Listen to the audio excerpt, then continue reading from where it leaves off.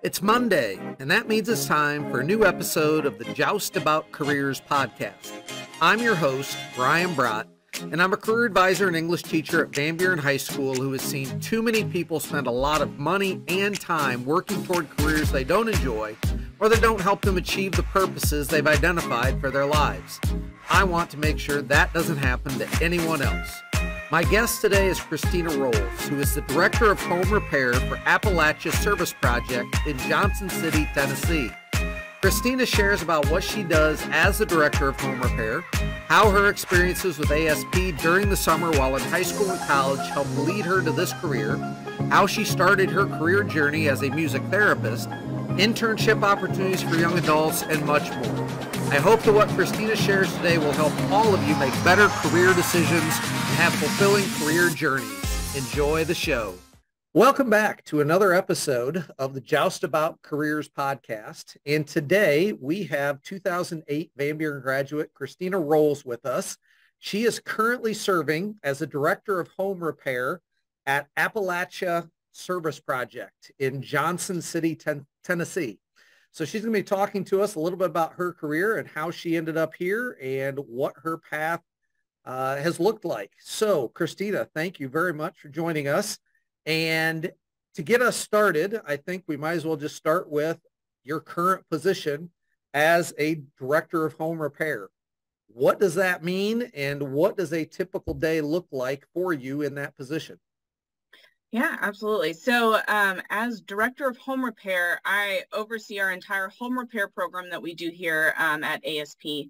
And so what we do is we're a nonprofit that does home repair and replacement for low-income families in Central Appalachia. Our main office is located in Johnson City, Tennessee, and we also serve other counties in East Tennessee, Eastern Kentucky, Southwestern Virginia, West Virginia, and then sometimes also in North Carolina. So we kind of fit that Central Appalachia. We operate mostly with volunteers doing home repair, and then we kind of manage that day to day. The home repairs are done at no cost to families, and so it's kind of immediate needs. And so as far as my role is, I oversee the entire program of the home repairs that we do. This past summer, we worked for 245 families throughout 4 different states.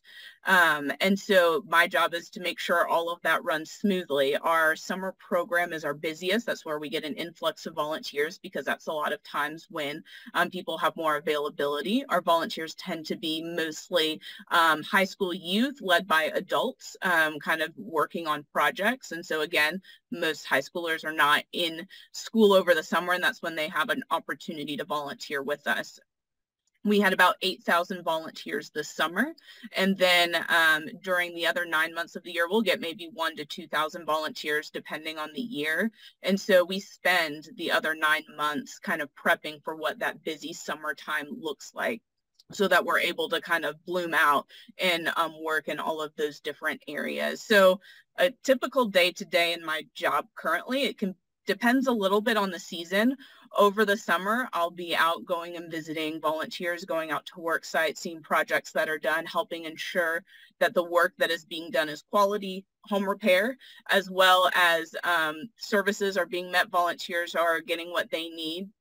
And then sometimes during other parts of the year, I'm working on grant funding. I do a lot with kind of compliance with grants, trying to see what other funding sources are out there. I'm lucky to have a team of people that help with writing grants, and so helping kind of make sure we're going after grants that can fit within the work that we do. And then other times just kind of prepping for what are the changes that we want to see in our summer program. So there's kind of a lot that kind of gets wrapped into that. But I think that might be a little bit of an overview.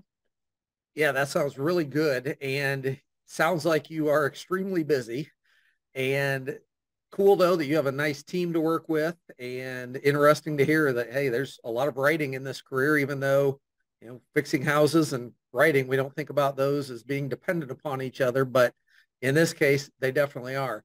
So as you think back to your life in high school, was this ever anything that was on your radar? Did you do any mission trips when you were in high school? I guess What were you thinking when you were in high school, and maybe why didn't things turn out the way you thought they might have?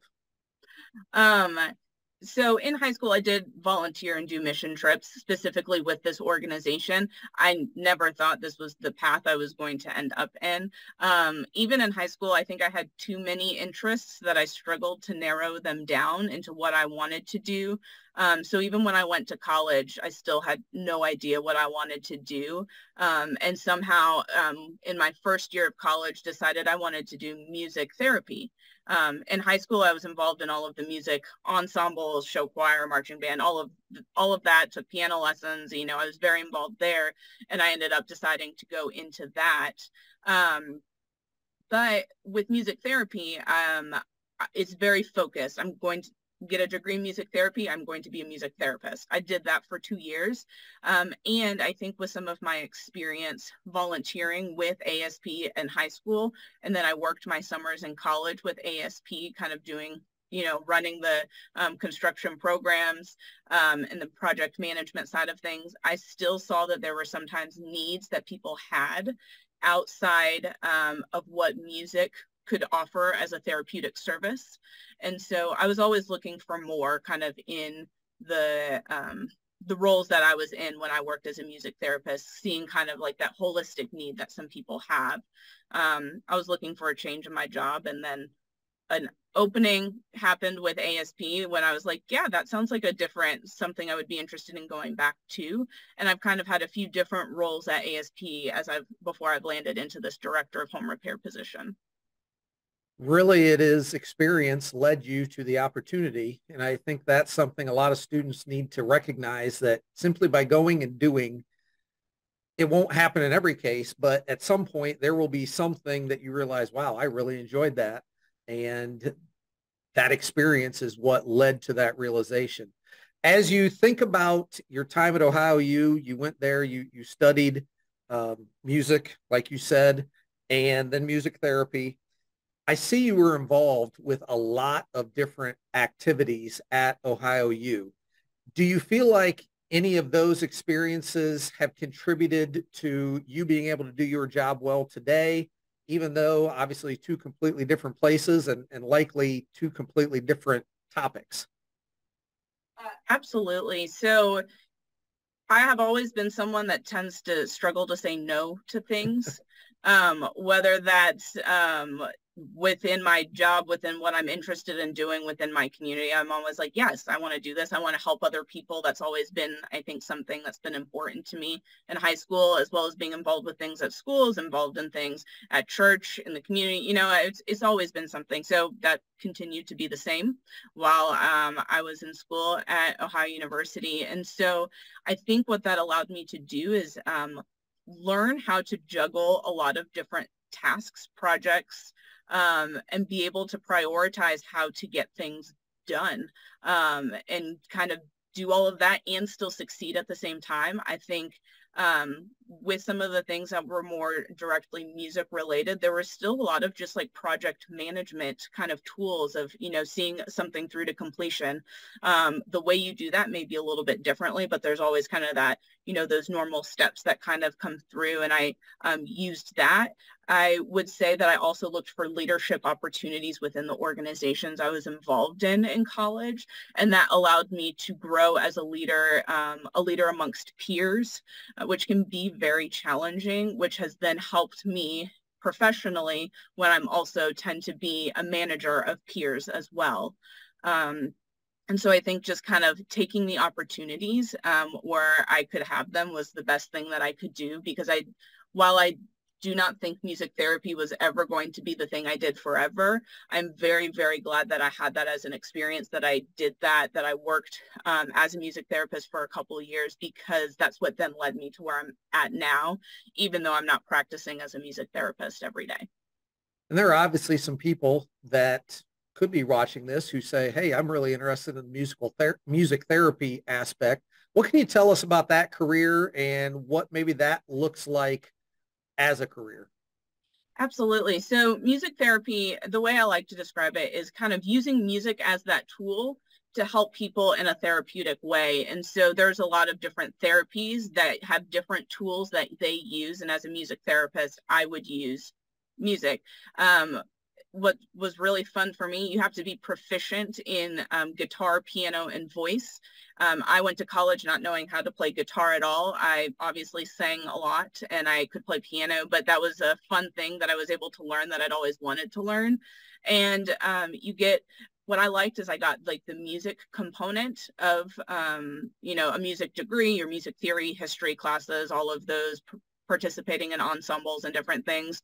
Then there was a lot more of the psychology and music therapy courses of how do you use that music therapeutically, and a lot of hands-on experiences with the program at Ohio University, where you get to go out into the community working in the school systems or in a nursing home, going and getting that like hands-on experience starting very early in the program was really a great opportunity. And then I was able to kind of take that. There's an internship required to be certified as a music therapist. And so I did that. It's a 6-month internship. I chose to do mine in Maine because I thought, why not? Let's go travel somewhere, live somewhere different. And so it was a great opportunity to get more hands-on experience. When you are certified as a music therapist, that certification is good for 5 years. And then you can take continuing education credits to get recertified again. So I have stayed certified as a music therapist, though I'm not practicing on a day-to-day basis. Did you ever, is it possible for a music therapist to run his or her own business, or is it typically working for, like you said, a nursing home or a school or something like that? There's a variety of different settings. One is running your own business. I believe there is one in Findlay. There's someone that owns it. It's not someone I know personally, but there is someone there. I worked in a nursing home primarily, or retirement center. And then I did work for a private practice and kind of had a wide range of clients that I worked with, from preschoolers all the way up into nursing homes. There are also school systems. Music therapy can be a part of someone's IEP or their individual education plan. I'm a little rusty on my, but it can be written into that. And so there were a couple schools that I would go in and work within that setting to help someone, sometimes with more academic skills. So there's a lot of different opportunities there. How was winter in Bar Harbor, Maine? Maybe not one of the best decisions I have made in my life, but I would say it was a very good learning experience to go live on an island in Maine in the winter, where it's a tourist island. But yeah, I pushed off the start date of my internship so I could work one more summer with ASP. I wanted that opportunity, which in turn paid out because I think it made it easier for me to then eventually come back. But that was part of my decision there. But I got to hike the trails of the national park in the winter, which was not something I would have done. So right. Very cool. Very cool. So you do eventually end up with ASP and started out as a hiring manager, then a regional coordinator, assistant director of home repair, and now you've been the director of home repair for 7 months. Can you talk a little bit about that movement and how those opportunities came about? Yeah, so it was very funny. When the job opened for the hiring program manager position, I was like, oh, wouldn't it be funny if I went and worked for ASP again, thinking I had been done. It was just my summers in college, I would be done. And then through some conversations with some people, mostly my mother, I was like, oh, maybe it actually might be a good idea. Man, mom is always right. Enough that I decided to go ahead and interview. I did feel like my job, my experience as a music therapist, assessing skills and where someone is at, and then taking those to create goals, transferred well into kind of a hiring role where you're interviewing, assessing someone's skill to see if they're a good fit for a job. A little bit different, but has a lot of transferable skills. With that job, we were hiring about 130 college students to run our summer program. So to do what I did in college. I did that, and through that, I did that for about a year. And in that process, I was thinking, do I want to go back to school? What do I want to do next? Because I was kind of taking a shift from music therapy. I thought I wanted to go back to school for music therapy, and then realized that I didn't want to pay for it, and then thought maybe that wasn't the choice I needed to be making. And so I eventually landed on social work. Not necessarily the clinical social work that some people may be most familiar with, but more of the macro side of social work, which is organizational leadership, management, policy, thinking that that was, had more of my interests in mind as I enjoyed working with people, systems, how can, a little bit bigger picture. So as I was making that decision to go to grad school, there was an opening that was a little bit of a lateral move to regional coordinator, but a shift in the type of work that I did. And so as a regional coordinator, I was making relationships out in the communities that ASP serves, and I was doing that primarily in East Kentucky, finding facilities for us to host volunteers, working with school systems, school boards, principals, other leaders in the community to say, hey, we're going to be here. We're going to be doing home repair. Do you know of people that have needs? How can we partner with you? A lot of kind of community development type work and community organizing. I did that for about 5 years, even with the assistant director position that I had, I was still doing some of those same responsibilities. And then with that, our organization started to do more with grants. So a lot of grant writing and Senate compliance started being a piece of that. And then with some shifts with some other people in the organization and some people leaving, I've kind of moved up into the director level to kind of oversee the whole program. And it's been really cool to kind of be a part of this process and to kind of been involved in this organization for so many years. Right. Now, you've talked with me previously about the internship opportunities for students who have been out of high school for at least 1 year and are 18. What can you tell people about that opportunity if they'd be interested in doing something like that? It is one of the most rewarding experiences I have ever had in my life. The skills that I learned working my summers for ASP have given me so many skills that I still use today. Some of that may be obvious because I'm still working for the same organization, but even when I worked as a music therapist, I thought, oh, I'll never use these things that I learned, and I was doing it all the time. I've never had a job that's given me so much responsibility, especially as a college student. So kind of the role of what those kind of summer staff, they can definitely fit into internship credits as well for kind of whatever your major might be, but you are managing construction projects. You're sometimes even choosing them. You're writing the plan. So you got that full project management. You've got to make sure you're staying on budget. You're complying with grants, making sure that you're ordering all of the materials, getting them out on site. You're also working with volunteers from all over the country, some that are high schoolers, some that are adults, some in between, and making sure that they know what work to do some evening programming with them, all while kind of spending a summer in Appalachia in a community that has need and a community that has some really cool things they're trying to do to grow the region. Sadly, there was also a devastating flood in eastern Kentucky this past summer. And so we are working with people that have been impacted by a natural disaster as well. And so the things that I took from, I guess, those summers in college is, I've said this a couple of times, but project management, obviously a project, doing a construction project, seeing a porch from digging the, footers to, putting everything into place. There's certain steps that are, that have to happen with that. And you're able to take that for any kind of project you may be doing. Budget management. My last summer working for ASP, the position I was in, I was a center director. I was overseeing staff that were peers. So I was giving evals to people who I was living and working with. I was their boss. As a college student, I was in charge of a $40,000 budget as a college student.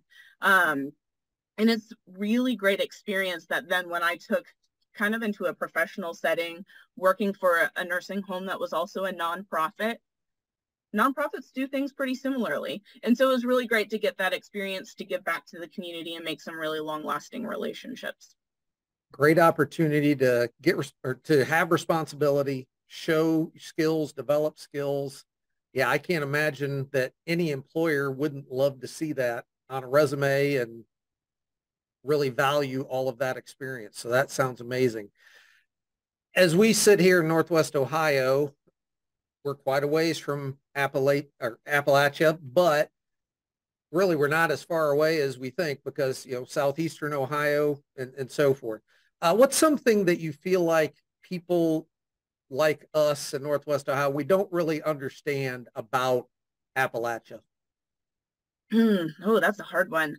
I think it's hard because there's usually a stereotype with Appalachia, your hillbillies that don't have anything.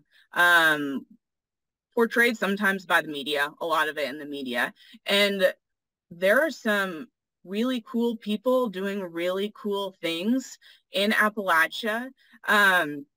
We did one of the things I've done with my job is I've produced some videos, some short documentaries that we've used for programming. And I got to dive into kind of some of the economy of like what some of these communities are doing to bring growth to their areas, whether that's starting new businesses and bookstores and bringing, seeing a need for more restaurants in the area to try and bring them in to try and employ local people. I've recently met someone who's now become a friend who does climate. She's a climate communicator. So she's talking about the changes in the climate using science and communicating that. And she's from Appalachia, and that's being in a rural area. She has sometimes different takes, but also knows that it's very important. There's just a lot of really neat things happening. And I think it's important that people know the good things that are happening in Appalachia, even though there are some challenges too. Very interesting. As you look back at yourself in high school, what is something that you now know about careers or life in general that you wish you had known back then?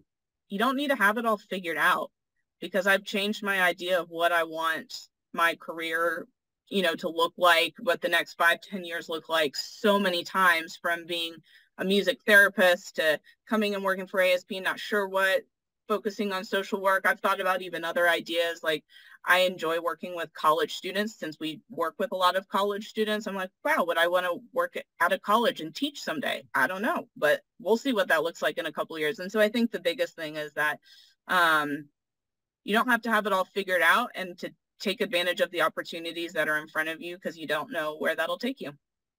And I know you definitely did a lot of that when you were in high school, being involved with so many different activities. And like we said, at OU, you were involved with, I don't even think I made it through the entire list of everything that you were involved with. So Kristina, I really appreciate you sharing all of this. I really am impressed by what your program is doing. I would love to get some Van Buren students or other students who watch this involved in the internship, because I think that could be very, very useful.